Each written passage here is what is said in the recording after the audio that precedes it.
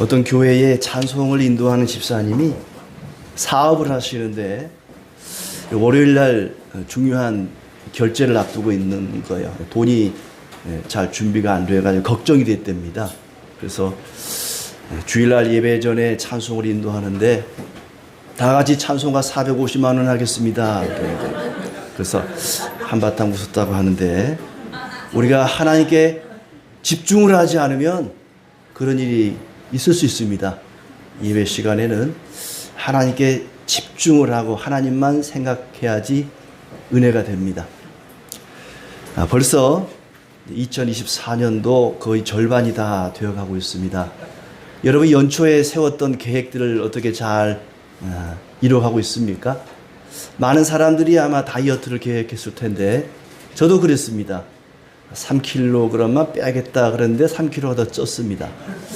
왜 더 쪘을까 생각을 해보니까 두 가지 원인인데, 하나는 저희 집 요리사가 너무 음식을 맛있게 합니다. 또 하나는 뭘 먹을 때마다 이거는 살이 안 찐다는 거예요. 누룽지는 절대 살 안 찐다고 또 누룽지를 주고, 어떤 사람은 수박은 절대 살 안 찐다고 수박을 먹으라 그러고, 또 애플 유자차는 절대 살 안 찐다고 그거 많이 먹으라고 하는 사람도 있더라고. 또 어떤 사람은 상추는 또 살 안 찐다고 상추를 많이 먹으라는데, 상추는 살이 안 찌는데 그 속에 들어있는 게 문제예요. 아무튼 식사 기도를 할 때마다 그렇게 기도를 합니다. 하나님, 이거 먹어도 살 안 찌게 하여 주시옵소서. 근데 기도하고 나면 참 바보 같아요. 먹지를 말든지 실컷 먹고 나서 살 안 찌게 해주시옵소서 기도하면 하나님이 그 기도를 들어주실까 싶은데, 참 세상에 먹어도 살 안 찌는 게 있었으면 참 좋겠다 그런 생각이 드는데, 사람들은 나이가 그렇대요. 나이는 아무리 먹어도 살 안 찐다 그러는데 나이살이 찌더라고요. 나이살이라는 게 쪄요. 진짜 먹어도 살 안 찌는 게 있습니다. 바로 하나님의 말씀입니다. 하나님 말씀은 아무리 많이 잡수셔도 살이 안 찝니다. 배탈도 안 나고요, 체하지도 않습니다. 오히려 하나님 말씀을 많이 잡수시면은 인생이 유익하고 행복하고 풍요로워집니다. 그렇게 하나님의 말씀을 듣고 인생의 큰 유익과 행복을 누렸던 한 사람이 있습니다. 바로 모세의 장인 이드로라는 사람입니다. 이 이씨들이 참 믿음이 좋아요. 성이 이씨고 이름이 드로입니다. 이드로. 다른 이름으로는 루엘이라고도 하고 호밥이라고도 하는 사람인데, 이 사람이 어떤 사람인가 하면은 아브라함이 사라와 사이에서 이삭을 낳지 않습니까?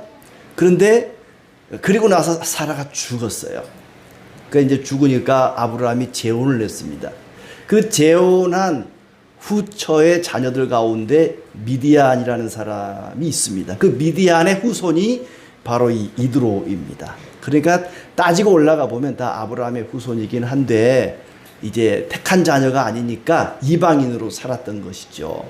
그렇게 미디안 백성들이 멀찌감치 광야에서 이제 양을 치면서 살아가는데, 모세가 애굽 왕궁을 떠나서 나이 40에 광야 생활을 시작할 때 바로 그 이드로의 딸 십보라와 혼인을 하게 됩니다. 그리고 거기서 또 자녀들도 낳게 되죠.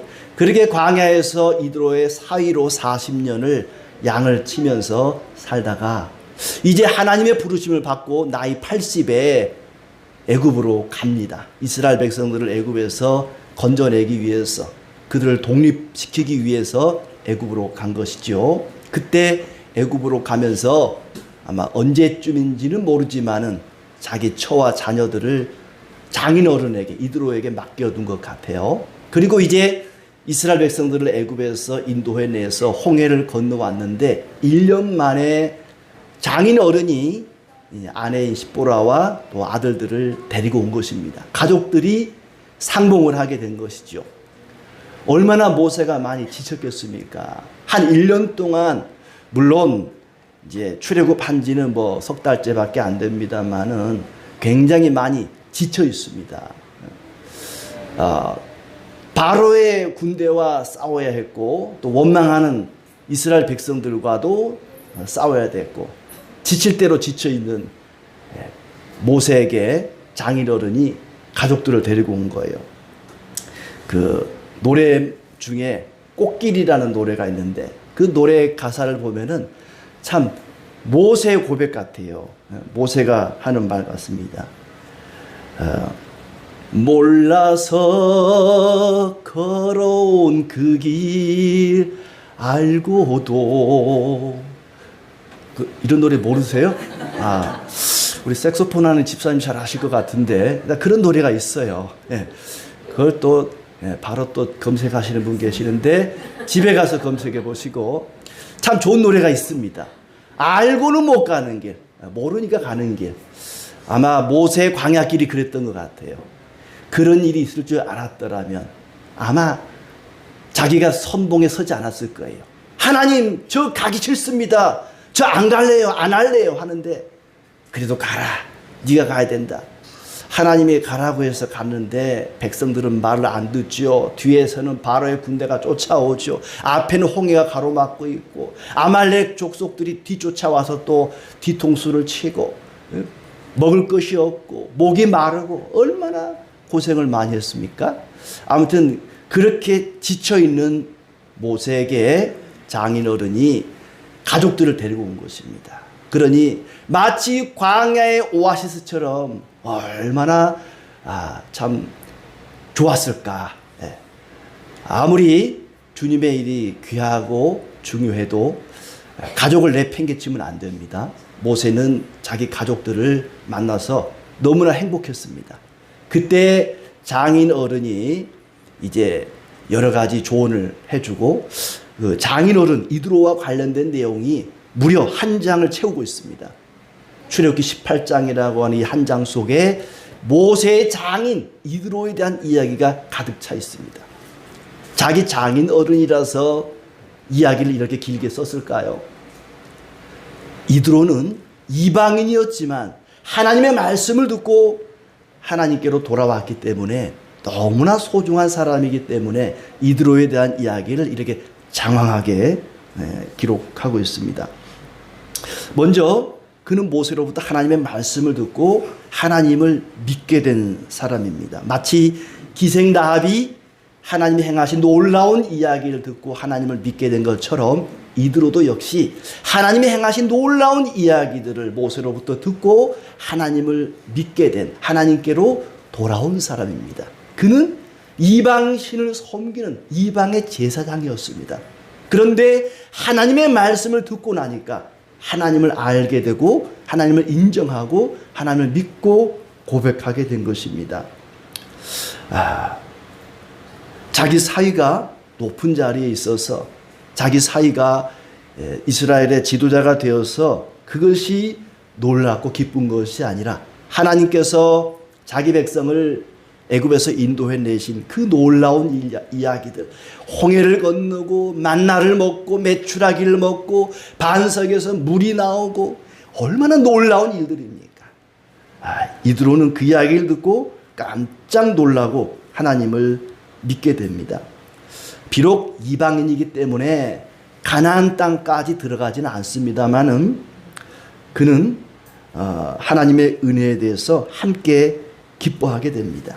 18장 8절에 보시면 모세가 여호와께서 이스라엘을 위하여 바로와 애굽 사람에게 행하신 모든 일과 길에서 그들이 당한 모든 고난과 여호와께서 그들을 구원하신 일을 다 그 장인에게 말하매 이드로가 여호와께서 이스라엘에게 큰 은혜를 베푸사 애굽 사람의 손에서 구원하심을 기뻐했다.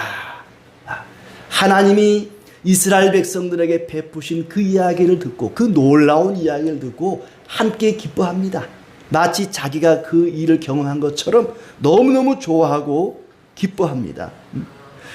그래서 그 뒤에 보면은 이드로의 이야기 속에 여호와 또는 하나님 이런 말을 반복하는데 무려 7번이나 사용을 합니다. 말끝마다 하나님을 이야기하는 거예요.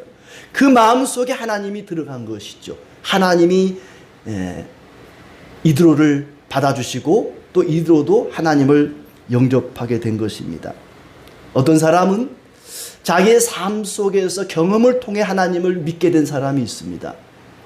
찬송가 305장 어메이징 그레이스. 나 같은 죄인 살리신. 이 노래를 지은 존 뉴턴이라는 사람은 노예를 잡아다 파는 노예선을 운영하는 사람이었습니다. 그는 아주 난폭하고 거칠고 그리고 대단히 고집스러운 사람이었습니다. 하나님을 부인하고 하나님을 외면한 채 살았습니다. 어느 날 술을 신탕 마시고 바다에 뛰어들려고 그러는데 나뭇가지에 옷이 걸려가지고 죽지를 않았어요. 그리고 나서 그가 하나님을 영접하고 그럼에도 불구하고 여전히 노예선을 타려고 했습니다. 자기 아내가 말렸어요. 여보, 노예선을 타면 안 됩니다. 절대 안 됩니다. 이제 더 이상 노예들을 잡아다 파는 일을 하면 안 됩니다. 우리는 하나님을 믿는 사람입니다. 그래도 아내와 싸우면서 끝까지 노예선을 타려고 그랬습니다. 그런데 그만 병이 든 거예요. 잠깐 아픈 사이에 배가 떠나버린 겁니다. 배를 못 탔어요. 그런데 그 배가 얼마 못 가서 풍랑을 만나서 침몰하고 4명만 남겨놓고 몽땅 익사해서 다 죽어버렸답니다. 그걸 경험하고 나서 이 존 뉴턴이 하나님을 인정하고 믿게 되고 그런 찬송을 만들게 되었답니다. 그렇게 자기의 경험을 통해서 삶을 통해서 하나님을 믿게 된 사람이 있는가 하면 이드로 같은 사람은 자기가 경험하지 않았어도 다른 사람이 경험한 하나님을 말씀으로 듣고 간증으로 듣고 하나님을 인정하고 믿게 된 사람입니다. 바로 이 이드로 같은 사람은 그런 사람이에요. 이드로는 모세의 간증을 듣고서는 하나님을 인정하고 그리고는 확고한 신앙을 가지고 엄숙하게 하나님을 고백합니다. 신약에는 베드로, 구약에는 이 시성을 가진 이드로, 베드로와 이드로. 베드로가 얼마나 하나님을 진심으로 고백을 합니까? 주는 그리스도시요 살아계신 하나님의 아들입니다. 고백하지 않아요? 근데 이드로도 역시 하나님을 엄숙하게 고백을 합니다. 9절에 보면 이드로가 여호와께서 이스라엘에게 큰 은혜 베푸사 애굽 사람의 손에서 구원하심을 기뻐하여 이르되 여호와를 찬송하리로다. 너희를 애굽 사람의 손에서와 바로의 손에서 건져내시고 백성을 애굽 사람의 손 아래에서 건지셨도다. 이제 내가 알았도다. 여호와는 모든 신보다 크심으로 이스라엘에게 교만하게 행하는 그들을 이기셨도다. 이제 내가 알았도다. 그 전까지는 어렴풋이 알았는데 이제 모세를 통해 하나님 말씀을 듣고 나니까 이제는 확실하게 알았도다. 이전까지는 하나님을 알기는 알되 애매하게 아는 거예요. 희미하게 알았습니다. 그러나 이제는 확실히 알았도다. 이제는 내가 알았도다 하면서 그의 신앙을 고백합니다. 내가 여호와를 찬송하리로다. 이드로의 신앙 고백입니다. 내가 이제는 찬송하리로다. 그것이 말씀을 듣고 이드로가 하나님을 인정하고 믿고 고백하는 신앙의 고백입니다. 그리고는 거기 모여 있는 모세의 또 아론과 여러 고위직에 있는 사람들과 함께 식사를 나누고 그리고 하나님 앞에 나가서 제사를 드립니다. 하나님을 확실히 아는 사람, 하나님을 확고하게 알고 엄숙하게 고백하는 사람은 진실한 마음으로 예배를 드릴 수가 있습니다. 이드로는 그렇게 함께 식사를 나누고 하나님께 제사를 드립니다. 그리고 이제 이드로가 모세에게 제안을 하죠. 먼저는 16절에 보면은 하나님의 규례를 가르쳐야 된다. 이 백성들에게 하나님 말씀을 가르쳐야 된다고 얘기합니다. 그들이 일이 있으면 내게로 오나니 내가 그 양쪽을 재판하여 하나님의 율례와 법도를 알게 하나이다. 장인이 그에게 이르되 네가 하는 것이 옳지 못하도다 하면서 이제는 하나님의 율례와 법도를 가르치라. 20절에 그들에게 율례와 법도를 가르쳐서 마땅히 갈 길과 할 일을 그들에게 보이고 그렇습니다. 먼저는 백성들에게 마땅히 갈 길과 할 일을 보여라. 모세가 먼저 해야 할 일을 장인어른이 가르쳐 줍니다. 백성들에게 하나님의 율례와 법도를 가르쳐서 할 일과 갈 길을 가르쳐야 된다. 그리고 나서는 모세가 하고 있는 일이 너무나 옳지 않아 보였습니다. 못마땅해 보였던 것이죠. 예. 모세가 무려 200만 명이나 되는 적은 숫자가 아니지 않습니까? 안산시 인구의 3배나 되는 그 큰 인구를 혼자 이끌어가는 것입니다. 그런데 백성들이 어려운 일을 당할 때마다 서로 분쟁이 있을 때마다 모세에게 가지고 와서 해결을 해달라 그러는 거예요. 같이 가다가 보니까는 누구네 집 암양과 누구네 집 순양이 교배를 해서 새끼를 낳았는데 3마리를 낳았다. 그러면은 이걸 뭐 한 마리씩 주고 한 마리는 반 쪼개줘야 되나? 이럴 때 모세가 가져와 가지고는 이거 어떻게 하면 좋습니까? 이런 식으로 묻는 거예요. 사람이 여럿이 살다 보면요, 별의 별 분쟁이 다 있습니다. 가끔 법원에 재판하는 데 가서 앉아 있어 보면요, 별별 재판이 다 있어요. 윗집에 사는 박 씨가 자기네 집 농수로를 막아가지고 우리 집 논에 물이 안 들어와서 몽땅 다 말라 죽었습니다. 이거 얼마를 배상을 하시오? 뭐 이런 윗집에서 떠들어가지고 시끄러워가지고 우리는 잠을 못 잡니다. 얼마를 배상해 주시오 하면서 사람이 여럿이 살다 보면요, 별별 사건 별별 일들이 다 있어요. 근데 그때마다 한결같이 모세를 찾아와서 해결해달라 그러는 것입니다. 그러니 모세가 시간이 안 나는 거예요.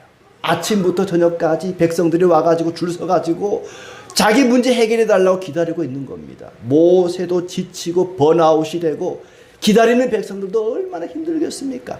그런데 자기들은 늘상 그렇게 해왔기 때문에 그게 뭐가 문제인지를 모르는 거예요. 당연히 그렇게 해야 되는 줄 알았습니다. 어떤 문제든지 모세에게 가져가서 해결해 달라고 해야만 되는 줄 알았습니다. 지금이야 우리가 하나님의 뜻이 궁금하면 성경을 살펴보고 하나님 말씀을 통해서 하나님 뜻을 알 수 있지만은 그때는 하나님 말씀이 성경이 없었을 때입니다. 무슨 일이든지 하나님의 뜻이 궁금하면 다 모세를 찾아와서 묻는 거예요. 얼마나 모세가 힘들고 지쳤겠습니까? 마치 바둑이나 장기를 두면은 본인들은 모르는데 훈수 두는 사람이 눈에 들어오는 것처럼 밖에서 들어온 이들호가 딱 보니까 이거 문제가 너무 많다. 우리 사이가 너무 지쳐 있다. 이렇게 해가지고는 전혀 효율적이지 못하다. 그러니 내가 한 가지 방법을 알려주마. 먼저는 백성들에게 하나님의 규례와 법도를 가르쳐서 갈 길과 할 일을 가르치고, 그리고 이제 1000명 단위로 100명 단위로 마치 군대 조직처럼 사단이 있고 연대가 있고 대대가 있고 중대 소대가 있는 것처럼 1000명 단위로 묶어서 거기에 대장 한 사람 1000부장 세우고, 100명 단위를 이끄는 100부장을 세우고, 50명을 이끄는 50부장을 세우고, 10명을 이끄는 10부장을 세워라. 이렇게 일을 좀 분담해서 아주 중요하고 심각한 문제는 모세에게 가지고 오라 그러고, 별 볼 일 없는 별거 아닌 일들은 그냥 그 아랫사람들이 다 처리하도록 해라. 그래야 이게 효율적으로 되는 것이고, 이렇게 해야만 모두가 평안하게 목적지까지 갈 수 있을 것이다. 이게 이드로 모세 장인의 제안입니다. 이드로의 제안이니까, 이방인 제사장의 제안이니까 이거는 하나님의 말씀이 아닌가? 그렇지 않습니다. 성경에 기록된 말씀치고 하나님 말씀 아닌 게 없습니다. 이드로가 말했다고 해서 이드로의 말씀이 아니에요. 하나님 말씀입니다. 모압의 왕 발락이 발람 선지자에게 와서 자기를 축복하고 이스라엘을 저주해달라 그러지 않습니까? 나귀를 타고 발락에게로 갑니다. 그런데 나귀가 가다가 골목길에서 앞에 하나님의 군대 장관이 칼 들고 서 있는 모습을 보고는 멈춰 섰어요. 야, 이놈의 나귀 새끼야, 왜 안 가냐? 그러고 몽둥이로 막 두들겨 팹니다, 발람이. 그러자 무서워서 이 나귀는 쫙 뒤로 빼는 거예요. 그러다가 자꾸 때리니까 담벼락에다가 이 주인의 발람의 다리를 막 비비면서까지 안 가려고 몸부림을 치는 거예요. 얼마나 아파요, 다리가. 그러니까 이 발람이 막 몽둥이로 이놈의 나귀 새끼가 막 두들겨 팹니다. 그러자 나귀가 갑자기 입을 열어가지고 왜 나를 때리냐고, 내가 뭘 잘못했냐고, 내가 여태 주인을 모셔오면서 말이지 내가 뭘 잘못했길래 나를 때리냐고 나귀가 말을 해요. 이거 나귀의 말씀이니까 하나님 말씀 아닐까요? 하나님이 나귀의 입을 통해서 말씀을 하신 거예요. 그러니까 나귀가 말해도 하나님 말씀이고 이방 제사장 이드로가 말했어도 하나님의 말씀입니다. 그러니까 이드로는 자기가 말하지만 자기의 말이라 그러지 않고 이건 하나님 말씀이다. 그러니 이 말씀을 그대로 지키는 자들은 하나님이 평안히 가게 하시고 하나님이 복을 주실 것이다. 하나님께서 이드로를 통해서 모세에게 아주 좋은 제안을 주셨던 것입니다. 모세는 대단히 탁월한 사람입니다. 탁월한 지도자입니다. 그렇지만 그에게도 부족한 것이 결함이 있었죠. 세상에 완벽한 사람은 아무도 없습니다. 흠이 전혀 없을 정도로 온전한 사람은 없습니다. 이런 말이 있습니다. 세상 사람은 진리를 모르고 신자는 진리를 부족하게 안다. 세상 사람들은 진리를 모르지만 신자들은 진리를 완벽하게 아는 것이 아니라 부족하게 압니다. 우리는 진리를 알기는 알지만 완벽하게 아는 것이 아니라 부족하게 알고 있습니다. 그런데 그 부족하게 알고 있는 것을 자기 생각으로 채우면 그것이 잘못된 길로 갈 수 있고 그것이 이단이 될 수가 있습니다. 모세도 마찬가지고 우리도 마찬가지고 완벽한 사람은 없습니다. 아마 장인의 눈에는 이드로의 눈에는 그 부족한 부분이 눈에 보였던 것 같아요. 그걸 채워주기 위해서 이런 제안을 한 것이죠. 17절에 보면은 끝에 보면은 네가 하는 것이 옳지 못하도다. 이 옳지 못하다는 말은 틀렸다는 얘기가 아니라 좋지 못하다 그런 얘기입니다.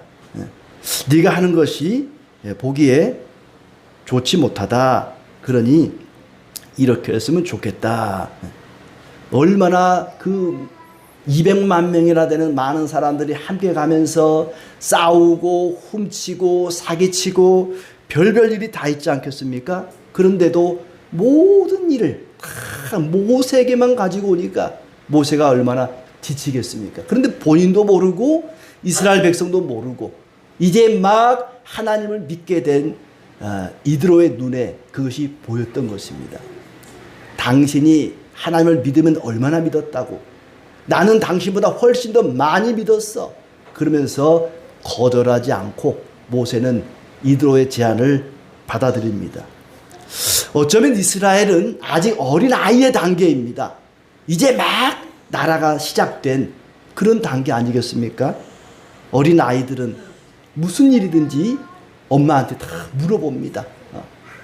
궁금한 게 많죠. 어린 아이들은 궁금한 게 많습니다.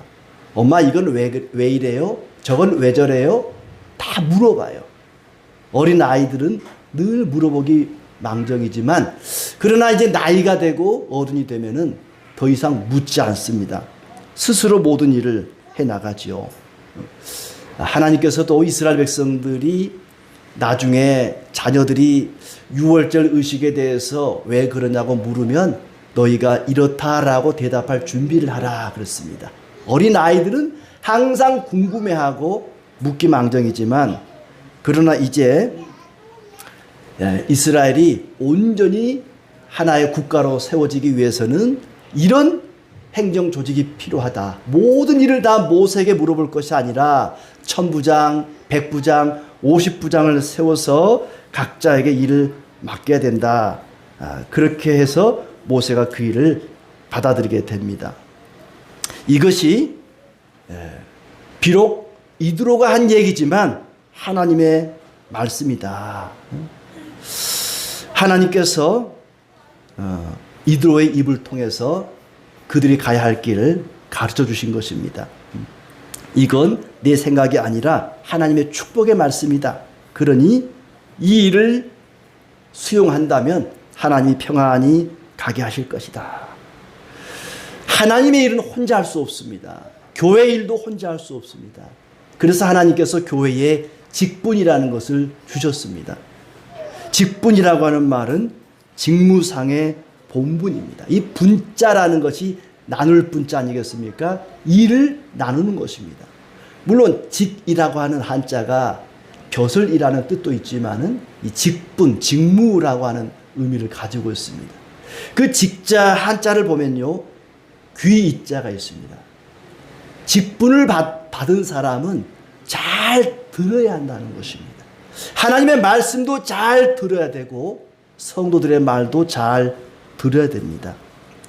하나님께서는 그리스도의 몸인 교회를 통해서 그 교회가 각자 일을 분담해서 역할을 감당하라고 여러 가지 직분을 주셨습니다.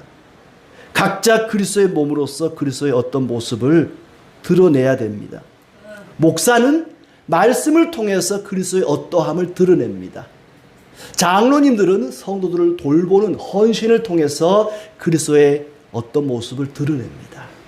또 권사님들이나 집사님들은 기도를 통해서 그리스도의 기도하는 모습을 드러내는 것입니다.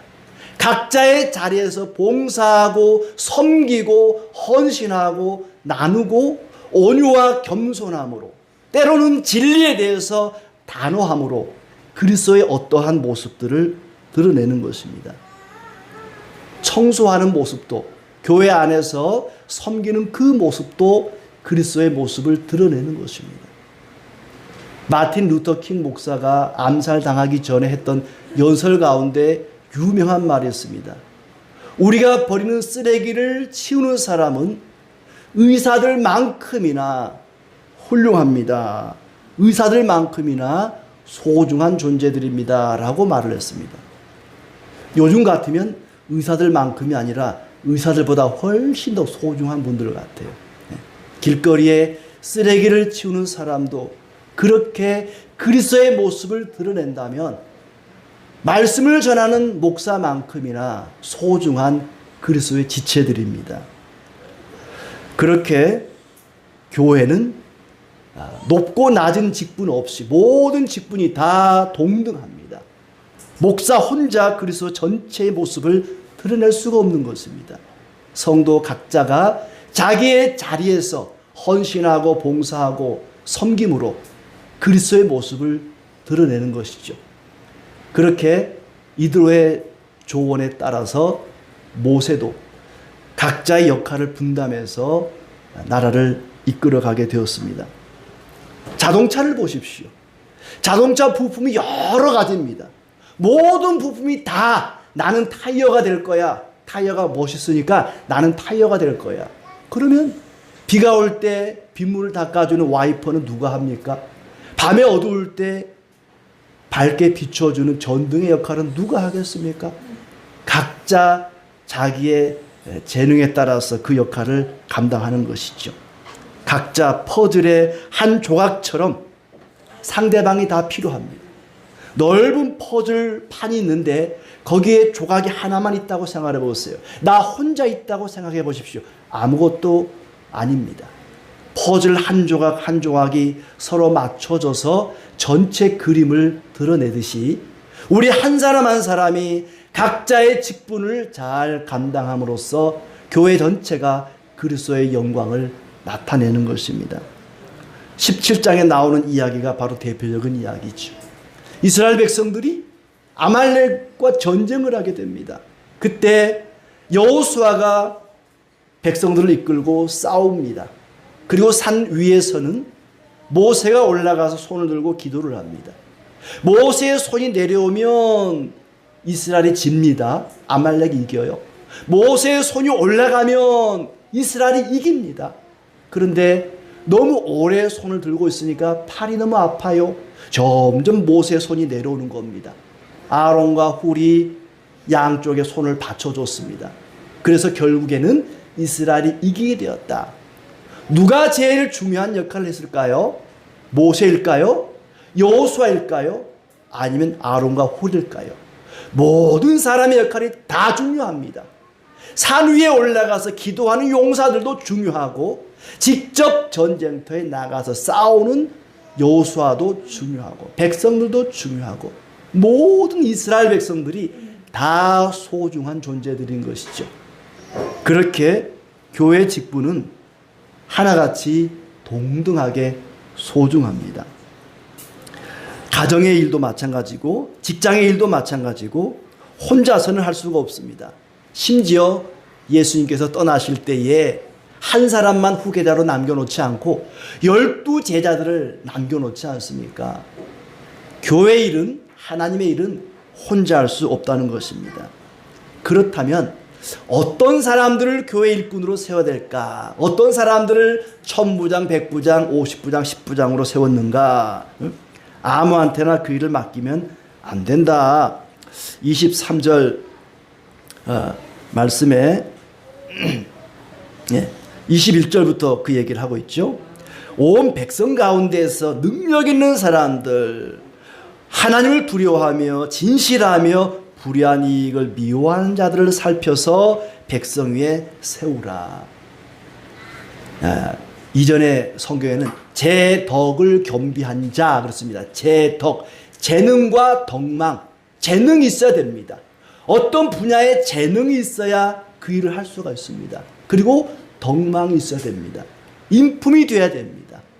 재능과 덕망을 고루 갖춘 사람, 그것을 더 정확하게 번역하니까 능력 있는 사람, 힘 있는 사람입니다. 능력 있는 사람, 힘 있는 사람을 하나님의 일꾼으로 세우라.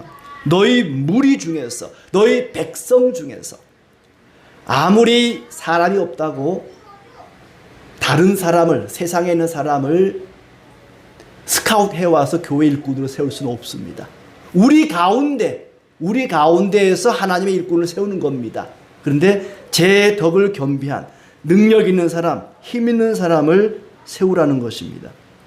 그런데 능력이라고 하는 것, 힘이라고 하는 것이 어디서 나오는 것일까요? 우리의 능력과 힘의 원천은 무엇일까요? 바로 하나님입니다. 하나님은 나의 힘이요, 나의 능력이요, 나의 노래요, 나의 구원이시요. 하나님이 나의 능력입니다. 그러므로 하나님을 경외하는 사람이 능력 있는 사람이고 힘 있는 사람이 되는 것입니다. 그래서 말합니다. 하나님을 경외하는 사람, 하나님을 두려워하는 경건한 신앙을 가진 사람이 하나님 일꾼의 첫 번째 조건입니다. 하나님을 경외하는 사람만이 능력 있는 사람, 힘 있는 사람이 될 수 있습니다. 제 덕을 겸비할 수 있는 것입니다. 그리고 진실한 사람, 아쉐 에메드라는 히브리 말입니다. 진실한 사람, 이 말은 진리의 사람이라는 말로도 표현할 수 있습니다. 진실한 사람, 하나님 보시기에 진실한 사람, 진리의 말씀을 따르는 진실한 사람, 자기 생각에 진실한 사람 말고 어떤 사람은 그래요. 나같이 진실한 사람이 있으면 나와보라 그래. 나같이 정직한 사람이 있으면 나와보라 그래. 자기 생각에 자기는 정직하대요. 내가 볼 때 하나도 안 정직한데 자기 생각에 자기가 제일 정직하대요. 그런 사람 말고 하나님 보시기에 진실한 사람, 진실하게 진리를 따르는 그런 사람, 이런 사람만이 어떤 환경에도 어떤 상황 속에서도 굳센 믿음으로 백성들을 이끌어갈 수 있습니다. 이 세상은 내가 원하는 대로 모든 일이 되어지지 않습니다. 살다 보면 별의별 일이 다 있습니다. 어떤 사람은 자기 집을 팔았더니 갑자기 집값이 막 올라가는 거예요. 어떤 사람은 집을 샀는데 집값이 막 폭락을 하는 거예요. 주식도 마찬가지죠. 팔고 나니까 올라가고 사고 나면 떨어지고 그런 사람이 있어요. 너무 바빠가지고 택시를 탔는데 길이 막히고 세차하고 나니까 비가 오고 우산도 안 가지고 나왔는데 비가 오고 그럴 수 있습니다. 어떤 사람은 이혼을 했는데 전 남편이 로또 1등에 당첨이 되었대요. 뭐 그런 경우도 있을 수 있어요. 세상에 억울한 일, 내 마음에 안 드는 일 얼마나 많습니까? 그럼에도 불구하고 항상 기뻐하고 감사하고 기도할 수 있으려면은 이런 믿음이 있어야 된다는 거죠. 하나님을 경외하고 진실한 사람. 그런 사람은 어떤 환경, 어떤 상황 속에서도 굳센 믿음으로 그 백성들을 잘 이끌어갈 수가 있습니다. 그래서 장인이, 모세 장인 이드로가 모세에게 이런 사람을 하나님의 일꾼으로 세워라. 불의한 이익을 탐하지 않은 사람. 배차라는 히브리 말입니다. 약탈하다라는 뜻인데 개인의 탐욕을 버리고 청렴한 사람. 돈을 사랑하며 일만하게 뿌리고 욕심이 잉태하여 죄를 낳기 때문에 욕심이 없는 사람, 돈에 대한 욕심이 없는 사람을 하나님 일꾼으로 세워라 그렇습니다. 돈에 환장한 사람은 절대 하나님 일꾼으로 세우면 안 된다는 얘기죠. 돈이나 사회적인 계급을 보고 지위를 보고 하나님 일꾼으로 선택하는 것이 아니고 하나님 백성을 이끌어야 되기 때문에 하나님을 두려워하는 사람, 진실한 사람, 그리고 불의한 이익을 탐하지 않는 그런 사람을 하나님 일꾼으로 세우라 그랬습니다. 사도행전 6장에 보면은 7 집사를 택하여 세우는데 그때도 같은 조건을 적용하고 있습니다. 사도행전 6장 3절 말씀에 보시면은 형제들아 너희 가운데 성령과 지혜가 충만하여 칭찬받는 사람 7을 택하라. 성령과 지혜가 충만하여 칭찬받는 사람, 성령과 지혜가 충만하고 사람들에게 칭찬받는 그런 사람, 그런 사람만이 하나님의 일을 할 수 있다는 얘기입니다. 그래서 나중에 이제 사울 왕 때에 아말렉 족속을 치게 되는데 사울 왕이 아말렉 족속들과 함께 살고 있는 겐 족속들에게 빨리 피난 가라. 너희들만은 살려주겠다고 말합니다. 그 겐 족속이 누구냐 하면 바로 미디안 족속들입니다. 이렇게 모세에게 훌륭한 조언을 했던 이드로의 후손들이 이스라엘 백성들로부터 특별한 보호를 받게 됩니다. 탈무드에 보면 이런 이야기가 있습니다. 어떤 아버지가 아들에게 얘야 마당에 있는 이 큰 돌을 좀 저쪽으로 옮겨놔라 말했답니다. 네가 어떤 방법을 써도 되니까 한번 그 돌을 옮겨봐라. 이 아들이 이 돌을 옮기기 위해서 별별 방법을 다 해본 거예요. 지렛대를 이용해 보기도 하고 밧줄로 끌어당겨 보기도 하고 아버지 도저히 안 됩니다. 그래 다른 방법으로 해봐라. 또 해봤어요. 또 안 됩니다.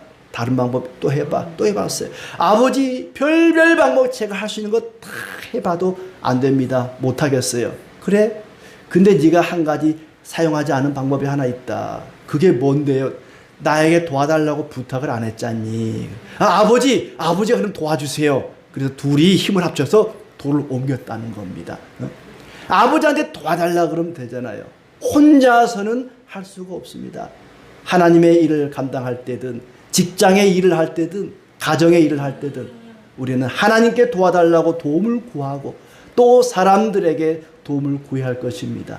우리 모두 지혜와 성령이 충만한 사람, 제 덕을 겸비한 사람, 하나님을 두려워하고 진실하고 어떤 이익을 탐하지 않는 그런 마음으로 하나님의 일을 잘 감당해서 하나님께 영광 돌리고 이스라엘과 그리고 겐 족속이 하나님의 특별한 은혜를 받았던 것처럼 특별한 은혜가 있기를 진심으로 축복합니다.